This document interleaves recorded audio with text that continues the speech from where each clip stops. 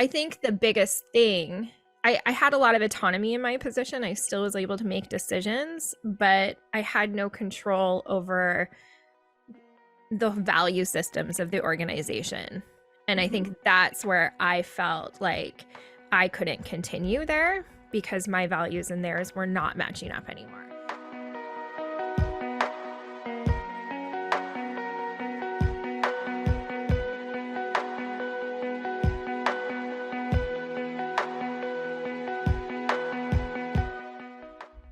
Hey there, everyone. Welcome back to another episode of Female Empowered. I am your host, Krista Gurka, and today is a guest, another Female Friday. Actually, it's not called Female Friday anymore. It's called Female Founder because I changed my release date from Friday to Tuesday. So I can't call it Female Friday anymore.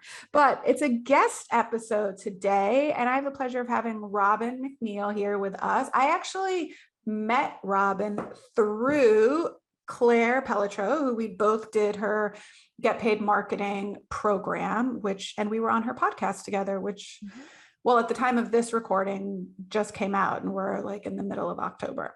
So Robyn is an identity coach and a mentor of coaches. I think primarily you work with like coaches, consultants, kind of the gamut of things, primarily high achievers, which is why her and I connected so well. And I'm going to shoot it over to you and let you go ahead and introduce yourself and tell everyone who you are and what it is that you do. Yeah. Well, I'm Robyn. And it's interesting. I've been a coach we're going on 13 years now. Wow. So I started in corporate as a manager, and we started doing coaching training, and that became a passion of mine. I actually decided to become certified within the organization to do leadership coaching, kind of executive coaching.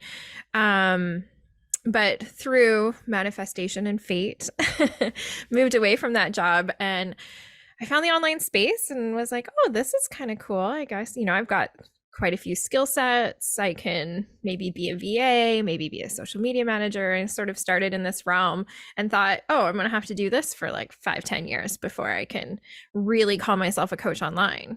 And it took just probably only 3 or 6 months, first half of the time, that I was doing it. And I was like, yeah, no, look at all these people who are coaching without certification, without any sort of experience. I can do this.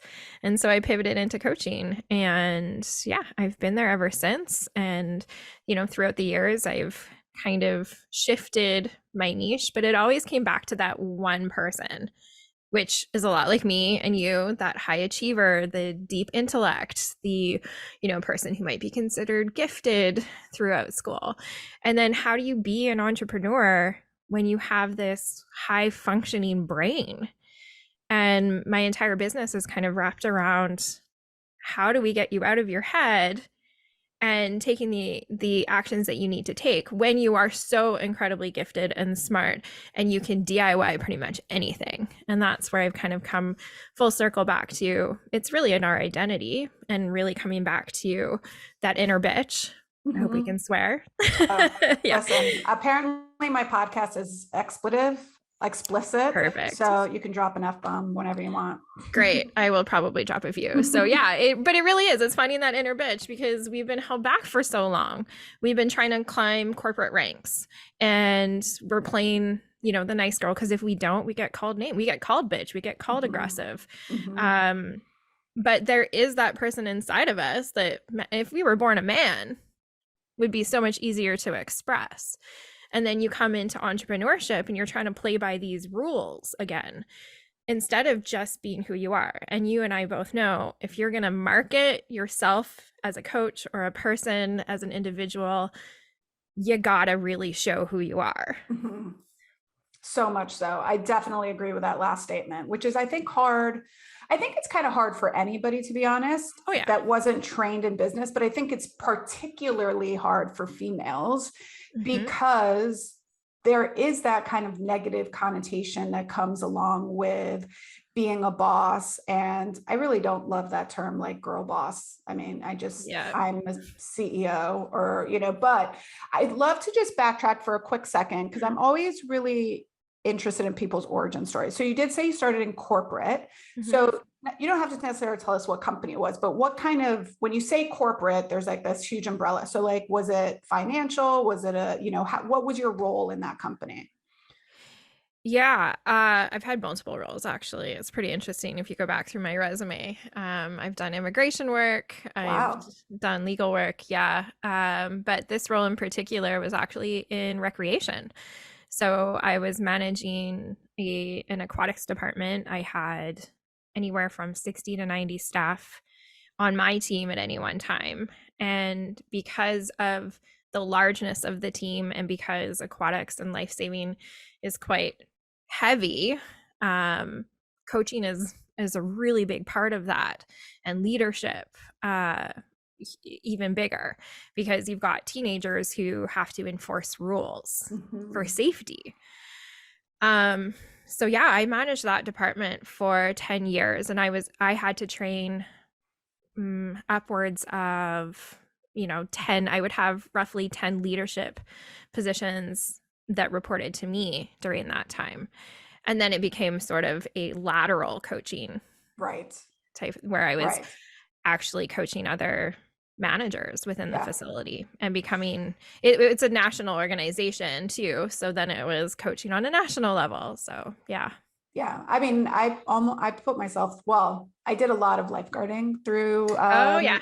through like, that was my summer job in high school and college. And so total funny story about my like lifeguard certification, but that's another podcast. But the thought of just hearing like 60 to 90 people reporting to you and managing that many people gives me a stomach ache because but I'm curious Mhm. though, now that you are an entrepreneur, so now that it is your business, is it different? I'm always curious of this. Like, is it different when you were managing 60 to 90 people when it wasn't your business, however, that was your role, and maybe managing 4 or 5 people when it is your business? Is it a different skill? Is it different feelings wrapped around that? No, I would say it feels very similar. I mean, it's definitely easier to manage a few people versus 90 at a time. But Yeah. then again, right, I was more managing supervisors and the head lifeguards, and they were taking on a lot of the team role. Got it. Um, I think the biggest thing, I had a lot of autonomy in my position. I still was able to make decisions, but I had no control over the value systems of the organization. And I Mhm. think that's where I felt like I couldn't continue there because my values and theirs were not matching up anymore. And so when I have switched over and become a CEO, become a leader to my own team, it was more important for me that we were all on the same level with our value systems than it is for me to have you be an incredible VA, for example, because I Totally. can teach you that stuff. Yep. And that was my philosophy actually as I hired people. I can teach anyone to be a great lifeguard. I can teach anyone to be a good supervisor and leader. What I can't teach you is attitude. What I can't teach you is a value system because it's so ingrained in you. Yeah, I totally agree with that. I even believe that in our industry, which is health and wellness, if I would rather, even now we're in recruiting, oftentimes I recruit a person and a personality type because I can teach the hard skills. Yeah. I can now I can't license someone as a physical therapist, but as long as you have your license, for the most part, I can teach you how to be a better clinician. I can teach someone how to be a better Pilates instructor if they're open to coaching, which is Yeah. part of attitude, right? And part Yeah. of those softer skills that, to be honest, are more important. And I see so many people Mm-hmm. hiring, especially right now with the crazy, whatever you want to call it, quiet quitting, great resignation, whatever Oh, you want to yeah. call it right now, people are like, oh, I just need the skill set. I'm like, no, you need the other skills first. Like, Mm-hmm. take the time to train people in the hard skills, but the soft skills are what's going to carry you through for sure. So fast forward to what you do today. Mm-hmm. A lot of our listeners are probably very similar to you and me in that we are high achievers, and I'll speak for myself. Some of the things that go through my mind that are challenging, I will say, are I am a person that always has a lot of ideas. So going, lots of ideas. So that's one thing. So where I find the challenge in that is that it is sometimes challenging for me when everyone on my team is not like running alongside me, like, yeah, we're with you. We got this. They're usually like holding on for dear life from behind, being like, I don't know, where is she going with this? Like, you know, and then I'm doing like loop-de-loops because I'm not running in a straight line. So is that something common that you see in a lot of women that you coach? And what are some of the, I guess, strategies, or what are some of the things you work on with these women, if that is something you see? Yeah. I would say it's 50-50. Okay. Yeah, 50-50. A lot of my clients actually, they really know their human design, and human design has played a bit of a big part in that. So if anyone listening, you know human design. Yeah. Can you actually, because I Yeah. know some people might know what it is, but not everyone. Yeah. So can you tell us a little bit about what that is? It's like it's I want to say it's a personality type of uh I don't even know what you really call it. It's like It's like astrology crossed with like personality, but it's based on your birth date and you can't really change it. Whereas like if you take your Myers-Briggs is a little more flexible. Human design is like, this is your design, that's it, you're done. But I've never ran into a human design that hasn't matched the person in front of me either. So I think too, depending on their human design, and I'm always surprised by this because I've been studying it, trying to figure out, is there some sort of correlation between, you know, the multi-passionate and high achieving women? And I haven't found it yet. And that's why I say I'm still like 50-50. They're either, no, like this is my path and I know it. I have a lot of ideas on this path and I don't know how to bring them all to life, but or articulate it. I think maybe articulation is kind of the hardest part, is like, how do I really articulate what's going on inside my head? Yeah. Or you have the ones like you and me who are definitely like, I want to do this and I want to do this and like, let's go. And we go in this circle.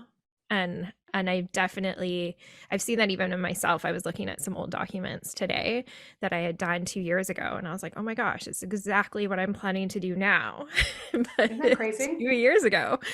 Yeah.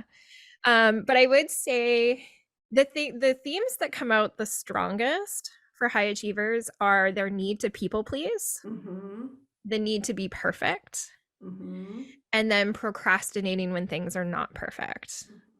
And those are generally symptoms of something else that we have to unravel. Why are these things coming up? Why are they happening? Is it your conditioning? Is it fear? What's really going on under the surface? And that tends to be like, those three tend to be the top things that we work on.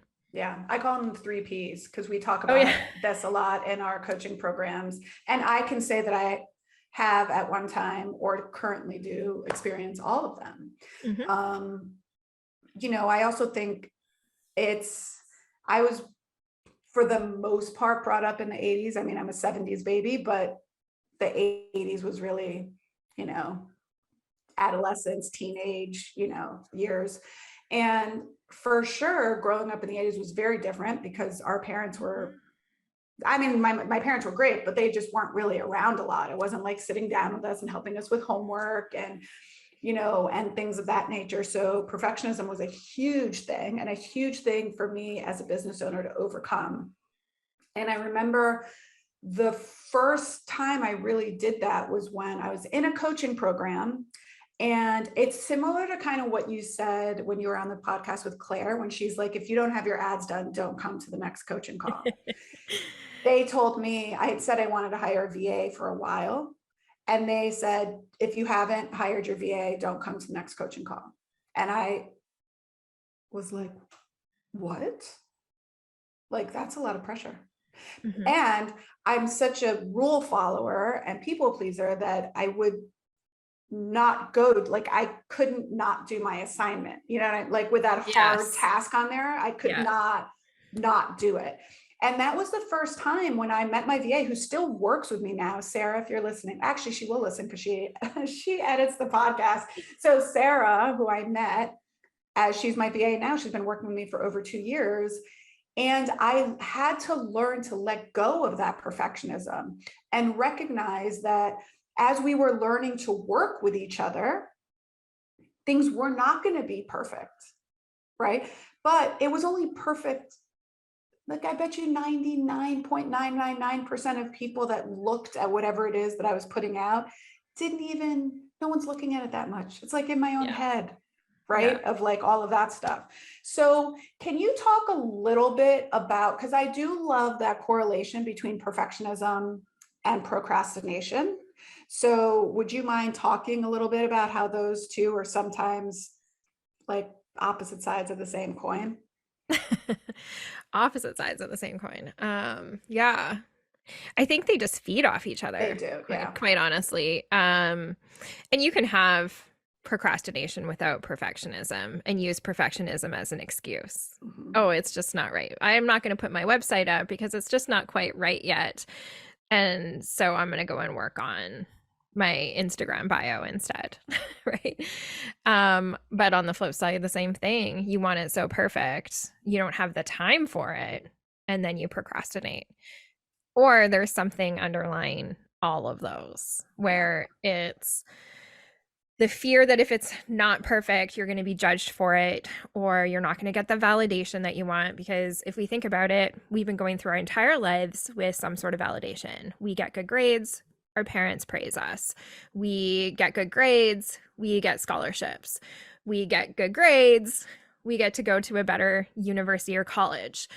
We get there, we get grades on the papers. Our professors love that. Like we have that feedback. We've always got this validation until you're top of the food chain, you're an entrepreneur and you don't get that validation anymore. Mm-hmm. So no wonder we hold back or we procrastinate on something, because we have to find that validation within ourselves. And self-validation and having that like unwavering self-trust can be difficult to find again, because we had it, or we think we did. We had it when we were younger. I had so much confidence. I did all of these things, but now you're here and you don't know what you're going to get, because there's no grading system. There's nobody saying good job, Robyn.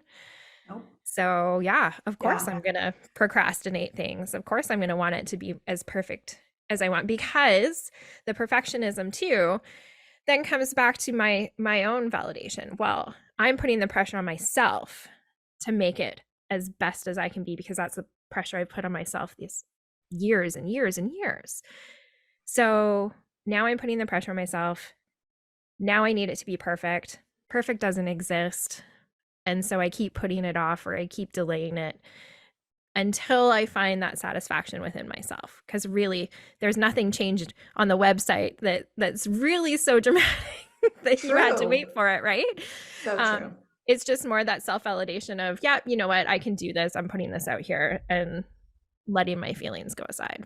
Yeah, I'm so glad that you said the part about judgment, because someone said that to me at one point, and they're like, well, are you afraid that it's not perfect, or are you afraid someone's just going to judge you that it's not perfect? And I was like, get out of my head, get out of my head. The other, that was really interesting too, because I also think that pressure component, right, which is why some people become procrastinators, right? Because then they work under, and they're like, oh, I work really good under pressure, right?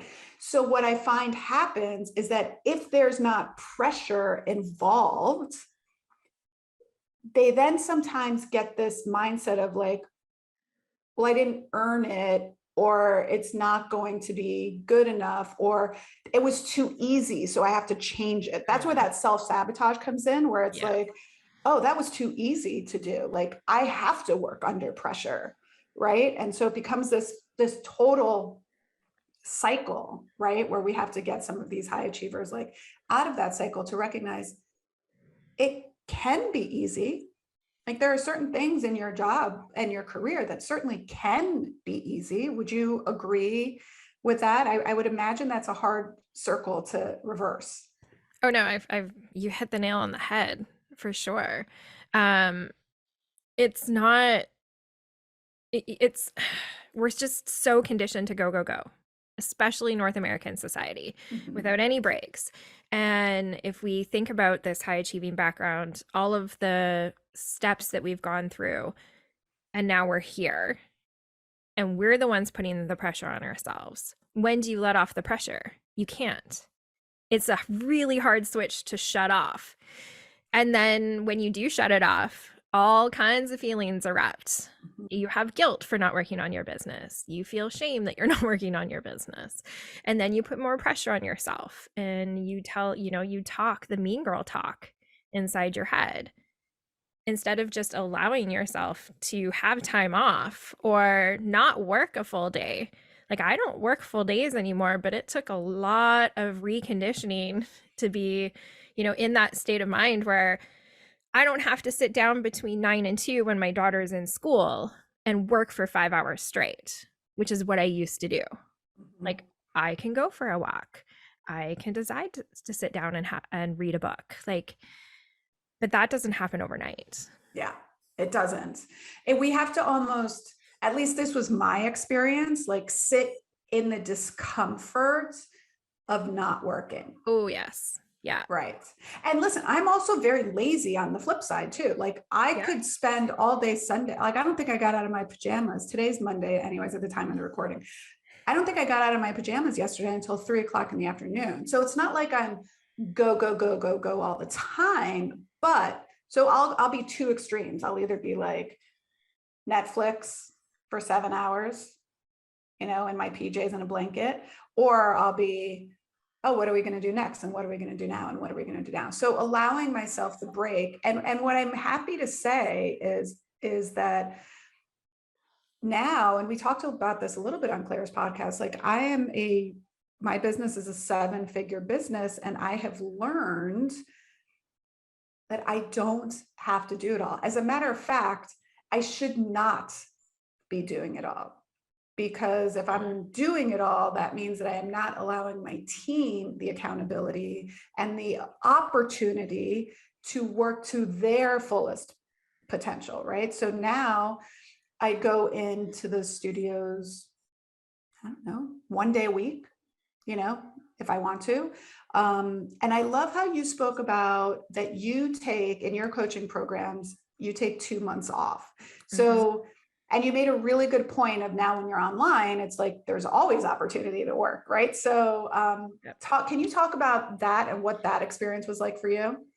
It's funny that I say I take them off. I guess I don't totally take them fully off because my marketing is still going. And I don't plan ahead. So sometimes I'm very much an in the moment marketer. Mhm. So if something comes to me, I'm going to go share that.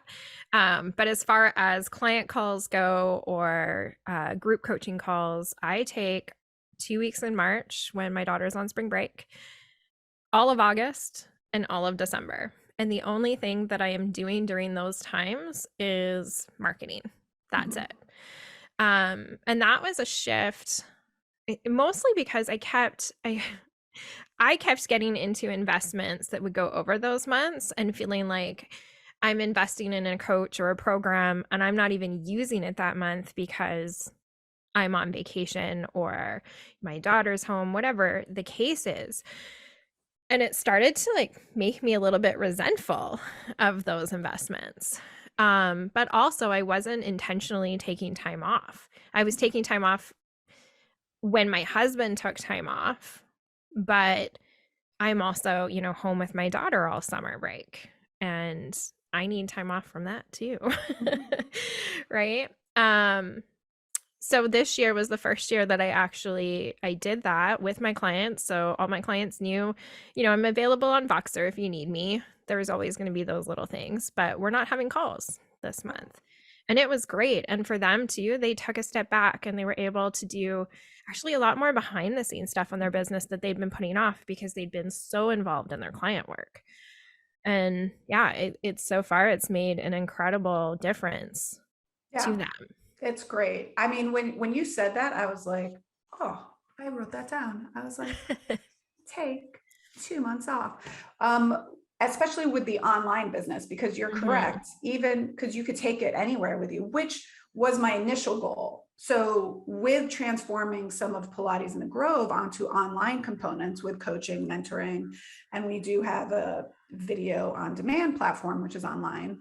My goal was that I did not have to be tied to a physical location anymore and in person with people. So that has been achieved, and that's great. I went last week to help my mom out who fell and had to have surgery, but I was still able to work. I was still able to do my coaching calls. I was still able to, I even saw clients and patients virtually, which people are like, how do you do that? I'm like, when you get really good at what you do, you can Yeah. do that. But that was so, like, to me, that's freedom, that I could still work, but I could be wherever I wanted.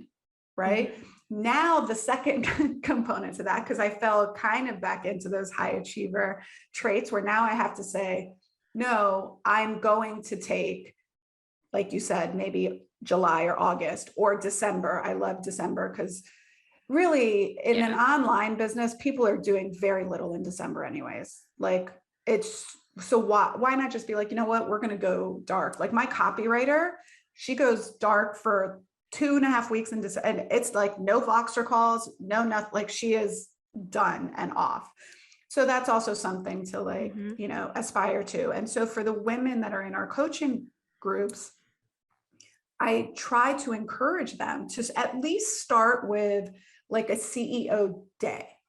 Can you take a CEO day? And you don't have to go anywhere. You can be in your home, but that you don't see clients, you don't teach classes, and you work on your business. Mm-hmm. And then can you maybe eventually take a CEO 2 days, right? And then maybe can you do a CEO week every quarter, maybe? And then maybe can you do it every month, maybe? Like, but slowly, like they don't have to rip the Band-Aid off all at once, right? They could do one little thing at a time. Yeah. Right. So is that something that you find frequently with the women that you work with, or the people that you work with, that it's really hard for them to take their foot off the gas pedal? Yeah. And I think part of it is that, and part of it is then people pleasing and feeling like they owe something to their clients to be available more. So that's definitely, and it's interesting actually. You're so nice. You're so nice to your clients. I tell them, I'm like, okay, open your calendar. We're going in right now. We're booking off these dates for you. And you have like no excuses. You're off. Done. Yeah. Yeah. I am nice to them until they start. Like this one other girl, I said, you need to have this by Friday in the group, right? Yeah. But it's usually like that, hey, listen, this is what we're going to start with. And I will say 90% of them will go and do it for the most part. And then it's my job that once it's in their calendar, I feel like just to hold them accountable, right? Yeah. You're not going back on the schedule that day. I know Yeah. you want to. I know you think the studio is going to burn down if you don't, but I promise it's not. So yeah, Never I am done. a little nicer at the beginning, but then afterwards I'm like, no, I need you to do this, or I need you to stop complaining about it. Yeah. Well, and that's kind of key too, right? If you're gonna do it, go and do it and use that time wisely, or else we're not gonna have conversations about why you're not doing it. Correct, exactly. I was reading on your website something about your journey, and Mhm. how, like, from corporate to the coaching certifications that you get. And one that popped out at me was the one that had to do with hypnosis. So if you're open to it, will you Mm. describe that a little bit and what that was like? Yeah, I actually I took a program that was a mindset coaching program, and actually most of those certifications that you see on my website come from that program. Leadership and executive coaching is so funny. It's so different. It's just here's how to coach. And here's how you hold a session. When you get into like real mindset coaching, you need tools and techniques to loosen our reality of the world.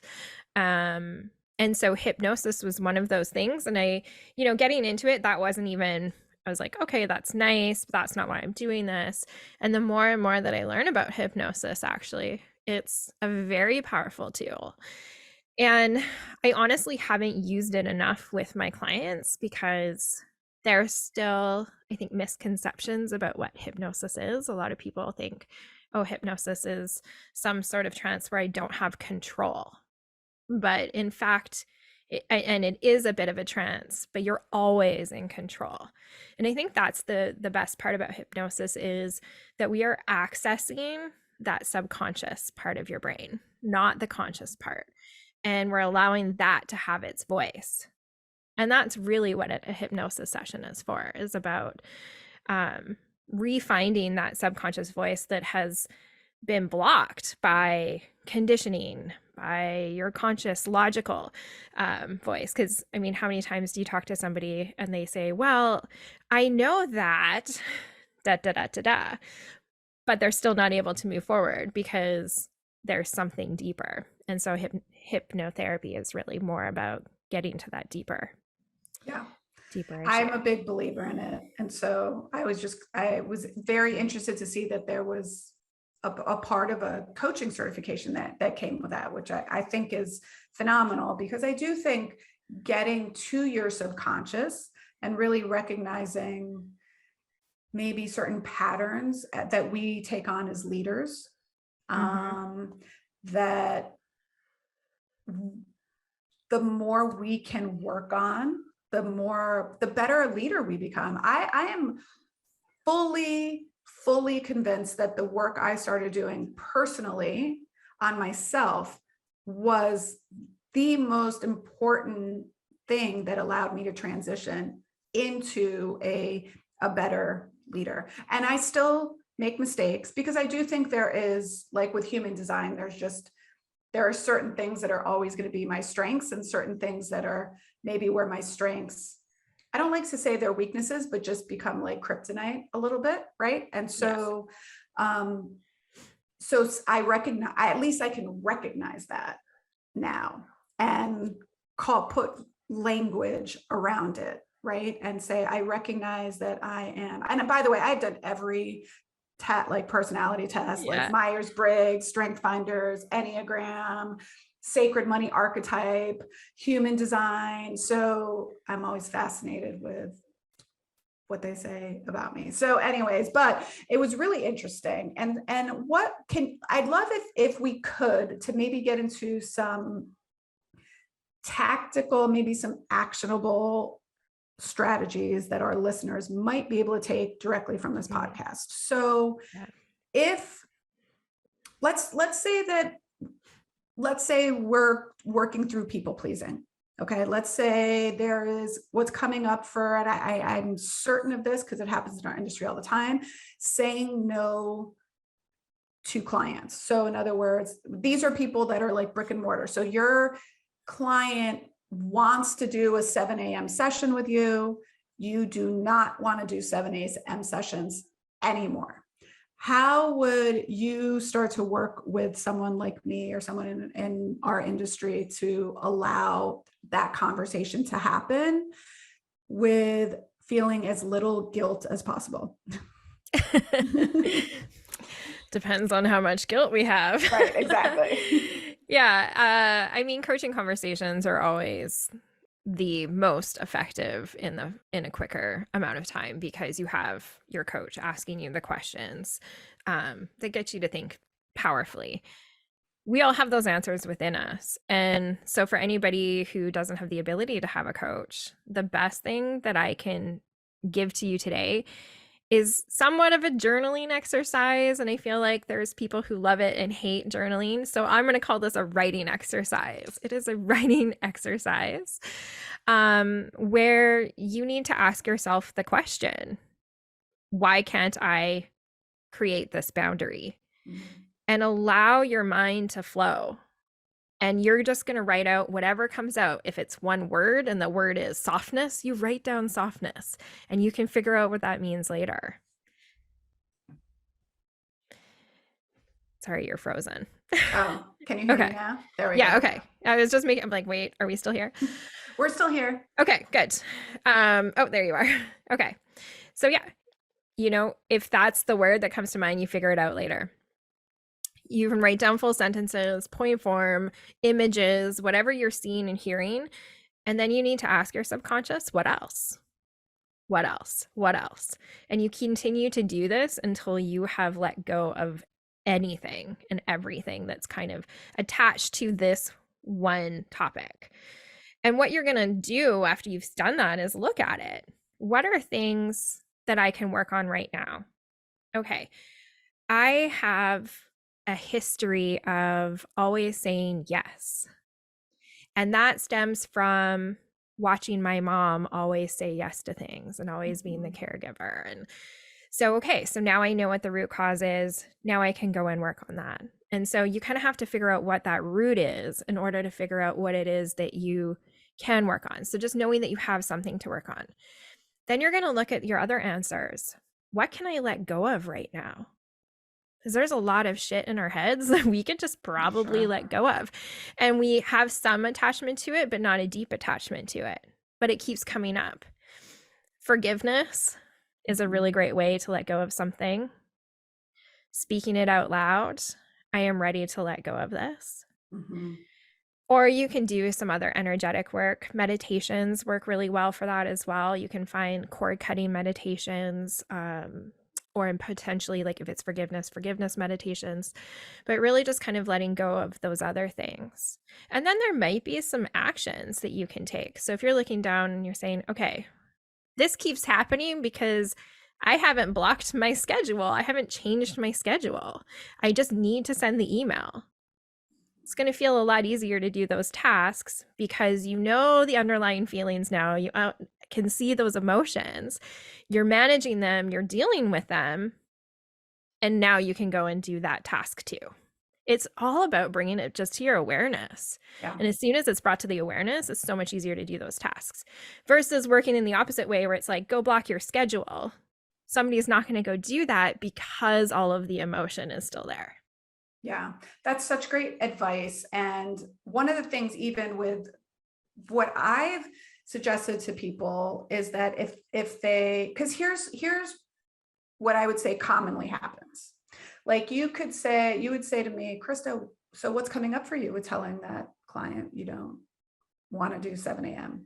And I would say, well, because then I won't get that revenue for that 7 a.m. client, right? And then you'd probably say, well, what would that mean if you don't get that revenue, right? Like this is commonly like how it goes back and forth, or I feel bad, they're going to go somewhere else, or they're going to think I'm not working hard enough, or et cetera, et cetera. And so sometimes as people are working through this, I can even sometimes suggest, and what really helped me for this too, was I put someone else in charge of my schedule for a little bit of a time so that they would hold the boundary better than I could initially. So I knew that I wanted to do it, but I also knew that I was going to have a really, really hard time initially coming off the schedule. And it was really hard for me.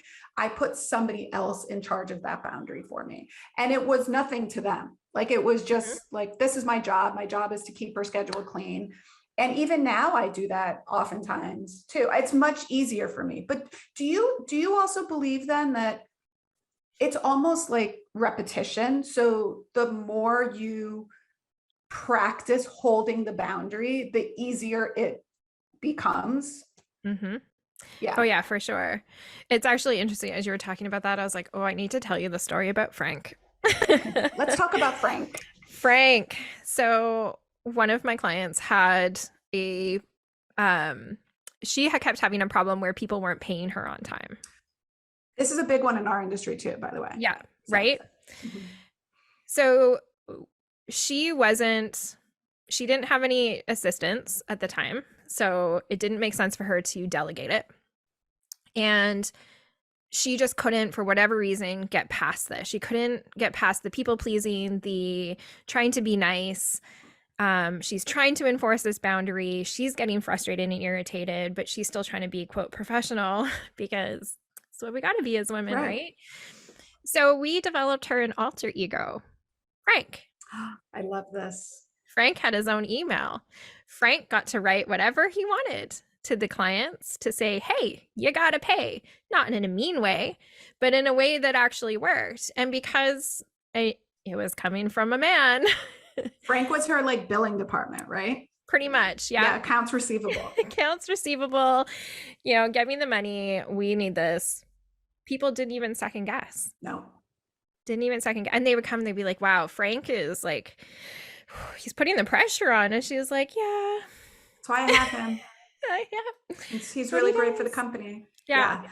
That's such good advice. That really, really is. Like that Yeah. was great. Again, it's like putting somebody, whether that person is real or fictional, Yes. it's fine. You know what? It's okay. And then the more you hold that boundary, and it's more like by saying yes to this other person, you're saying no to yourself.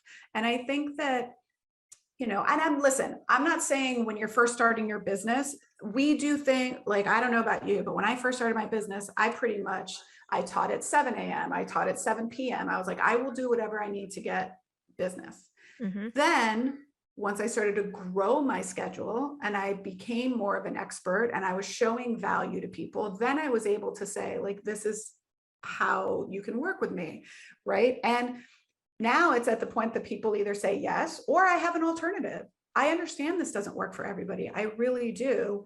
I can recommend somebody else for you, And so it gets easier, ladies or gentlemen, if you're listening, but you have to start holding the boundary. If you never start, it's like going to the gym or starting your, I don't know, being healthier or starting a meditative practice or whatever it is. The hardest part is starting. The hardest part. Someone said to me one time, you know what the heaviest thing in the gym is? The front door. Because that's the hardest thing to start, is just doing it. Getting up at 7 a.m. to meditate or having a smoothie for breakfast instead of coffee. But the more it's like anything, the more you do it, the easier it becomes. And to be honest, I think if you become a better business owner for that, because then you can really show up in the times that you want to be showing up, right? You'll never be 100% aligned with that 7 a.m. person if that's the person, if you don't really want to be there. Yeah. Yeah. Well, and how many times has your clients gone and done it and it hasn't been difficult at all? And for the most part, people are 100%. flexible. 100%. I think 100%. we're always thinking too much about this awful result. Like worst case scenario, they're gonna just stop paying me and disappear forever, and I'm never gonna get another client again. When in actuality, there's probably more flexibility than what's stated. Yeah, and that happens a lot. That's a lot of the pushback I get with people when we talk about price increases. Yeah. And because we're a time for money model in our industry, it's hard to just say, maybe in our coaching online, you can always raise prices for new customers coming in because sometimes there is a plethora of availability. But when you're working in a brick and mortar and you can only have 5 people in a class, at some point you have to raise everybody's prices because that's just how it works, right? And people, women especially, they feel bad. They don't want to like raise people's prices. And I don't know that my electric company feels bad about raising my electric bill 38% in the last year, but we work through some of those things, right? And 99% of the time, nobody balks at it. But we put all of this aggravation in ourselves of like, oh my God, and nobody does. And if you do have 1 or 2 people that do leave, which is understandable, right? It's okay. That's their choice. Usually the increase makes up for that. So maybe you're making the same amount of money, but you're working 2 hours less. Yep. Right. So I would love for you to tell everyone how they could give you money, how they could work with you, and kind of like, what are your programs and where can they find out more information about you? Yeah, the best place is to check me out on Instagram. I'm always there, Robyn.Macneill, and always drop a DM. I'm definitely open to chatting with people in the DMs. I have right now 2 programs or 2 ways to work with me. I have a mastermind and I do one-to-one coaching. The one-to-one coaching is a lot around the identity work and how do we shift that mindset from high achiever to CEO. So that's probably the best way to work with me at this point. And then if you stay tuned, I've got some group programs coming out in the future.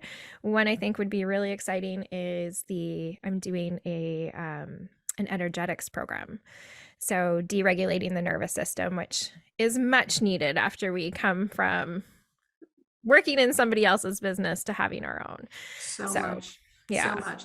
We should that would be a great collaboration between the physical and the energetic. We do a lot. Oh, I yeah. will just tell you from a physical therapy perspective, I do a ton of dysregulation with the vagus nerve and all Yep. of that stuff, and teaching people, whether they want to learn it or not, how from a physical standpoint, our nervous system has a ton to do with what we're allowed to do physically. So if our nervous system does not, I'm going to only say this one sentence because I could literally talk about this because as much as It's like I a whole love, new episode.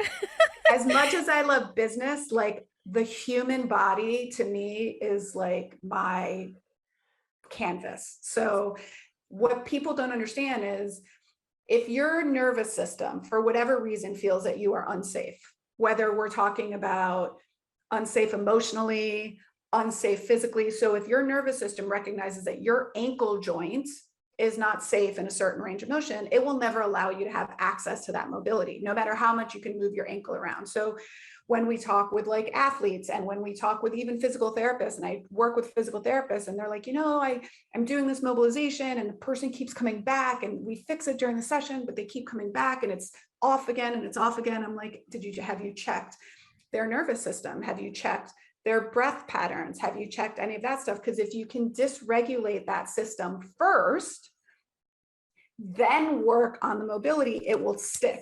But when you start getting people that keep coming back and it's not sticking, you have to look outside of that physical joint space. So, and I do 100%, but my mastery is really in the physical body, but I've seen this a ton in emotional capacity, right? So if our nervous system doesn't think we're safe in a certain environment or a certain situation or with whomever, it's endless what it could be. We react in certain ways. And it's fascinating to me. Literally, I could talk about this for the next 3 hours. It's so fascinating to me.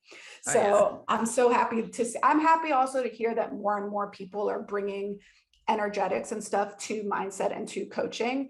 And I love it in my industry because this is what we do. So I tend to relate that a lot in our coaching programs and saying, so how when you work with a patient and you're trying to dysregulate their nervous system to help improve their back pain, this is what I'm doing for you, to get you out of this loop in your thinking and how you're going to succeed as a business person. That's so powerful. It's so great. It's so great. But the same way patients come in and they don't think they need that stuff because that's they're not there yet. They just need to know that their ankle needs to be fixed, right? Yeah. People come into business programs, they're like, well, I just need marketing. Yeah. I'm like, that you could think that's great, but I can tell you 100% that's not what you actually need.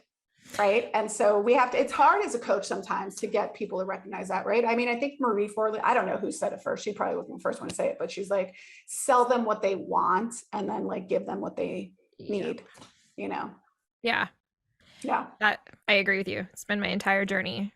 Yeah. And I think there's so much more. I personally think we've just cracked a window into what we know in the brain and with biotensegrity in the body and emotional systems and adaptations and all of this kind of stuff. So to me, and I will say, I do think one of the greatest skill sets or greatest advantages most successful people have is they're very curious. And so never always wanting to learn more. I don't care what industry you're in or profession, the ability to be curious, I think will make anybody successful. So if you have kids right now, let them ask all the questions they want. And if you need a break, you could just be like, can we take a 5-minute break from the questions, but then ask me as many as you want. But curiosity did not kill the cat. Curiosity kept the cat alive for 9 9 lives and more. So, well, Robyn, thank you so much for joining me for this. We're going to link all of her stuff up in the show notes. Definitely DM her on Instagram. It's fun. We've had like nice conversations as well over on the DMs. And until next time, my friends, bye for now.